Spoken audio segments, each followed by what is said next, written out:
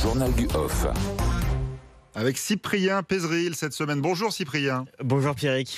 Avec vous ce matin, on apprend que le journaliste militant à Boif retire sa candidature aux législatives. Oui, c'était une candidature dans la 14e circonscription du Rhône qui faisait polémique, notamment à cause de sa condamnation après avoir insulté une syndicaliste policière d'arabe de service. Et bien dans la nuit, à Boif a publié un communiqué sur son compte Twitter. Je vous en lis quelques extraits.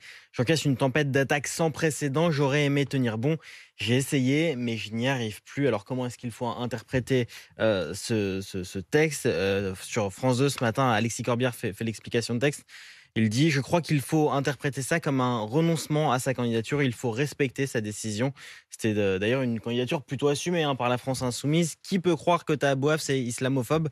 Il a fait plus contre le racisme que n'importe qui défendait encore hier soir l'entourage de Jean-Luc Mélenchon. Alors, est-ce que c'est le signe que l'alliance NUP-NUPES est déjà en train de tanguer? En croire les candidatures dissidentes qui sont en train de s'organiser partout sur le territoire, oui, un petit peu, en particulier au PS. Les insoumis vont apprendre ce que c'est l'insoumission, prévient même un grognard socialiste. Des candidats pas investis par leur parti qui vont donc sans doute quand même se présenter. Exemple dans le 20e arrondissement de Paris avec la candidature de Lamia El Arach qui fait face à Danielle Simonet, candidate officielle. Mais pas de quoi inquiéter cette amie historique de Jean-Luc Mélenchon en petit comité. Elle se dit sûre d'être élue et se fixe même l'objectif de gagner dès le premier tour. Elle assure même que des socialistes la soutiennent déjà et elle minimise le poids des dissidences chez elle, mais aussi à l'échelle du pays. Il y a plus de 550 candidats investis et ça tangue que dans quelques circonscriptions. C'est normal, c'est presque anecdotique, m'assure-t-elle. Alors, les négociations pour répartir les circonscriptions, c'est fait.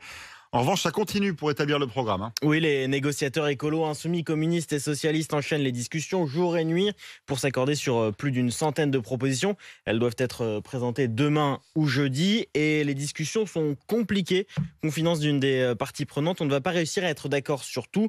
Moi, je pense qu'il faut qu'on acte nos désaccords, que l'on l'écrive noir sur blanc, avertit un des négociateurs qui ajoute avec inquiétude: si je reviens dans mon parti avec des propositions qui ne correspondent pas à notre ligne, je vais me faire flinguer. Emmanuel Macron, lui, il connaît le nom de son futur Premier ministre. Oui, mais c'est pas pour autant qu'il nous le dit, alors que Jean Castex est à Matignon au moins encore jusqu'à vendredi. Un suspense entretenu plus de 2 semaines après sa réélection. Évidemment qu'il a un nom derrière la tête, ça n'a rien de surprenant, fanfaronne un conseiller de la majorité. Vous pensez qu'il n'a pas eu le temps d'y réfléchir, questionne le même. Bref, petit à petit, le premier quinquennat se termine, dîner d'adieu des ministres jeudi soir à l'Elysée, et le second quinquennat se profile, notamment avec cette journée de formation aujourd'hui des candidats de la majorité pour apprendre à mener campagne pendant les législatives, mais aussi interro surprise sur le programme. Oui, pour répondre aux électeurs sur les marchés, un atelier utile, nous confie un candidat. Vu comment on s'y est pris comme des manches pour expliquer la retraite à 65 ans pendant la présidentielle, on va avoir besoin de faire mieux, reconnaît-il avec sarcasme. Et point d'orgue de cette journée, Emmanuel Macron viendra motiver ses troupes en fin de journée, en clôture à 18h30. En un mot, Cyprien, Marion Maréchal ne sera pas candidate aux législatives. Oui, c'est l'ancienne plus jeune députée de France qui était revenue en politique cet hiver pour soutenir la candidature à la présidentielle d'Éric Zemmour. Mais donc, elle ne préfère pas se présenter alors qu'elle est actuellement enceinte et qu'elle attend son deuxième enfant.